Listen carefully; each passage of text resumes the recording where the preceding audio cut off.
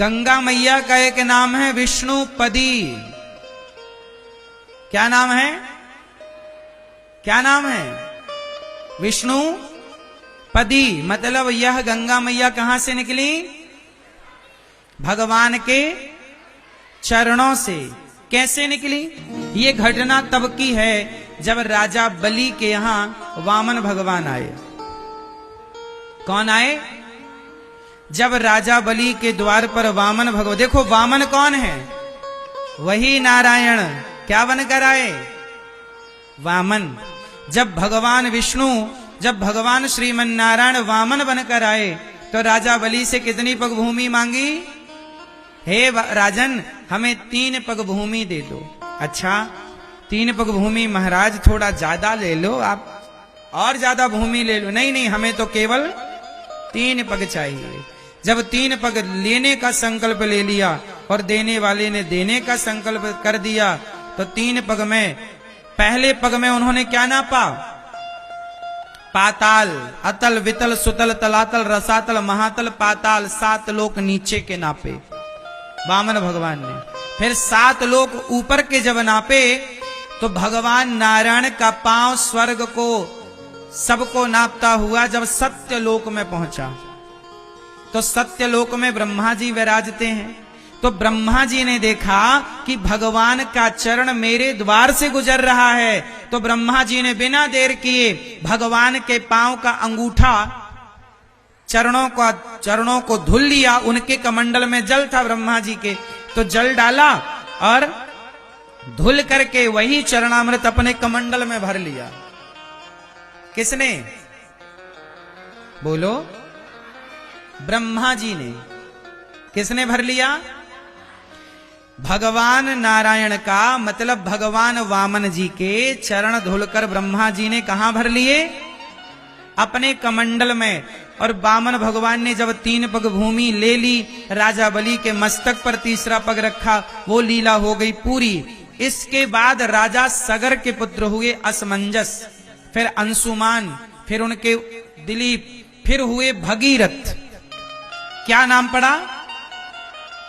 भगीरथ के जो पिता थे राजा दिलीप, दिलीप की 2 पत्नियां थीं। अच्छा, दिलीप तपस्या करते करते मर गए, मृत्यु हो गई और इनके कोई संतान नहीं हुई। तब 2 पत्नियां थीं, तो दोनों पत्नियों से गुरु वशिष्ठ जी ने कहा कि तुम दोनों पत्नियां ही आपस में घर्षण करो। जब दोनों पत्नियों का घर्षण किया गया शारीरिक, तब दोनों पत्नियों के घर्षण से एक पुत्र हुए जिनका नाम पड़ा भगीरथ। उनका नाम इसलिए पड़ा भगीरथ क्योंकि ये 2 भगों के कारण प्रकट हुए, तो भगीरथ नाम पड़ा। पर इनके शरीर में हड्डी थी नहीं ज्यादा, तब गुरु वशिष्ठ जी ने कृपा किया, फिर इन्हें जीवन दिया। उन्हीं का नाम पड़ा भागीरथ, भगीरथ। तो फिर भगीरथ जी ने तपस्या करी और भगीरथ जी ने जब तपस्या की तो उनके तपस्या के प्रभाव से ब्रह्मा जी प्रकट हुए। कहा कि प्रभु ऐसी कृपा करो, गंगा मैया दो ताकि हमारे पूर्वजों का उद्धार हो जाए। उनके सगर के 60,000 पुत्र कपिल मुनि के अपमान करके जलकर गंगा सागर में भस्म हो चुके थे। तब भगीरथ जी ने जब कहा कि प्रभु आप जरा गंगा जी को प्रकट करिए, तो भगवान नारायण का धोया हुआ वही पांव का जल ब्रह्मा जी ने उस जल की कमंडल से एक धारा गिरा दी, जरा सी। पर वो धारा इतनी तेज से आई कि वो पाताल में चली जाती। तब गंगा मैया ने कहा कि हमारा वेग पृथ्वी सह ना पाएगी, तो पृथ्वी ना सह पाएगी तो शिव को प्रकट करके कहो कि वो हमारे तेज को सहें। तब भगीरथ जी ने शिव को प्रसन्न किया और शिव ने कहा कि भगवान का चरणामृत है गंगा, तो प्रभु के चरणामृत को तो भक्त अपने माथे पर सजाता है। तो गंगा मैया को भगवान शिव ने अपने माथे पर सजाया और वही वेग से जब शिव जी की जटाओं में गई, फिर शिव जी ने उन्हें धीरे से छोड़ा। और जब धीरे से छोड़ा तो गंगा मैया को हरिद्वार के ऊपर एक साधु रहते थे जिनका नाम था जन्हू ऋषि। क्या नाम था?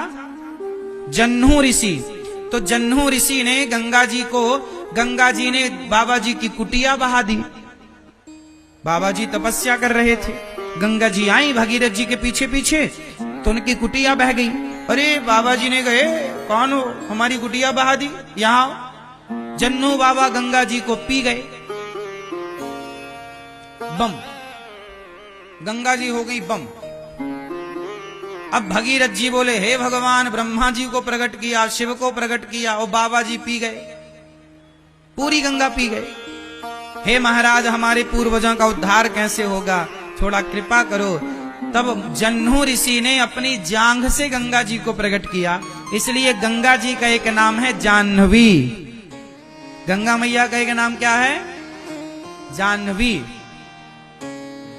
फिर गंगा मैया वहां से चली तो आगे 7 हरिद्वार के ऊपर ना 7 बाबाओं की कुटिया थी, सप्त ऋषियों की। तो गंगा जी को लगा कि एक बाबा की कुटिया बहाई तो पी गई, यहां 7 साधु हैं, यदि बहा देंगे तो फिर तो निकलेंगे भी नहीं।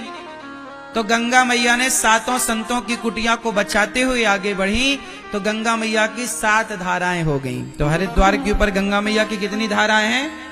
7 धारा है। वो 7 ऋषियों को बचाने के कारण हो गई।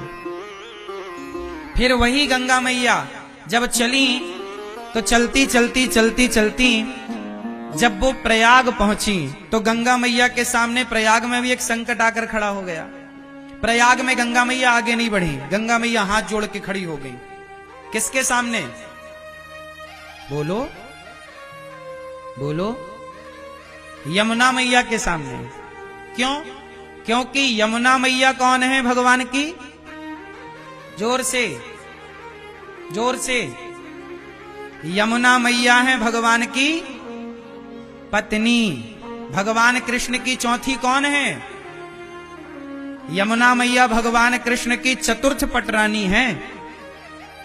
यमुना मैया कौन है? विरजा नदी। बैकुंठ में एक नदी है विरजा, वही विरजा महारानी भगवान कृष्ण की लीला के समय यमुना महारानी बनकर प्रकट हुई और भगवान श्री कृष्ण की पत्नी है यमुना। यमुना मैया कौन है भगवान की? जोर से। अच्छा, यमुना मैया प्रयाग से पहले से जा रही थी, पहले से बह रही थी। तो प्रयाग राज्य में जब यमुना महारानी का दर्शन हुआ तो गंगा मैया हाथ जोड़ के खड़ी हो गई। अच्छा, गंगा मैया है भगवान की दासी, भगवान के चरणों से निकली हैं, तो दासी है गंगा मैया और पत्नी है यमुना मैया। तो भाई दासी तो पत्नी का सम्मान करेगी। तो गंगा मैया हाथ जोड़ के खड़ी हो गई, हे मां आप आज्ञा करिए मैं कहां जाऊं। तब यमुना मैया ने कहा, गंगा आ मेरे गले से लग जा। तब गंगा मैया को यमुना जी ने अपने गले से लगाया और गंगा मैया ने कहा, यमुना मैया ने कहा, बहन आज से आगे की यात्रा अब तू करेगी, आगे तेरे नाम से जाना जाएगा, मैं अपनी यात्रा यहीं पूरी करती हूं।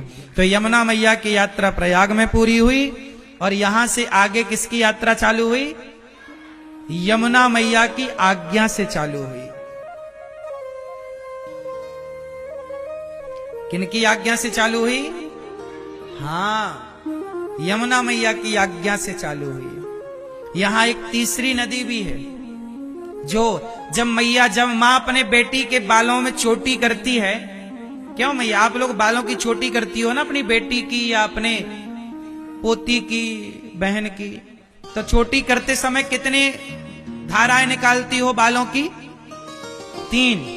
जब बालों की 3 धाराएं निकालती हो और जब चोटी पूरी होती है तो दिखती कितनी धारा है? कितनी दिखती हैं? नहीं, चोटी तो एक दिखती है लेकिन चोटी में ना वो 2 दिखती हैं। कितने ध्यान से देखना, किसी की चोटी उटी हुई? अब आप कल चोटी भी नहीं करते लोग, समस्या ये। चोटी में 3 धाराएं हैं, तीनों को जब मैया ऐसे ऐसे गूंथती है ऐसे ऐसे, तो उसमें दिखती कितनी है? दिखती 2 है पर होती 3 है। उसी तरह ये गंगा मैया को भी त्रिवेणी कहते हैं, त्रिवेणी संगम। यहाँ गंगा यमुना की 2 धाराएं तो दिखती हैं पर चोटी में जैसे तीसरी होती तो है पर दिखाई नहीं पड़ती, ऐसे यहाँ पर माँ सरस्वती विराजमान तो हैं पर हम सबकी नजर से परे हैं। उन्हें कोई ऋषि हो, कोई संत हो, कोई तपस्वी हो तो वो उनका दर्शन करे।